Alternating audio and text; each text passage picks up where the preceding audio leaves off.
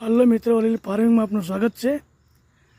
આ જે કોથળીમાં દેખાઈ રહ્યું છે તે કંટોલા છે.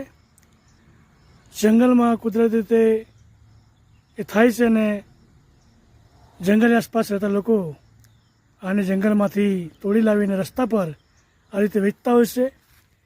હું રસ્તા પર જઈ રહ્યો હતો તે ટાઈમે રસ્તા પર આ રીતે લાકડી સાથે લટકાવીને આ રીતે વેચી રહ્યા હતા.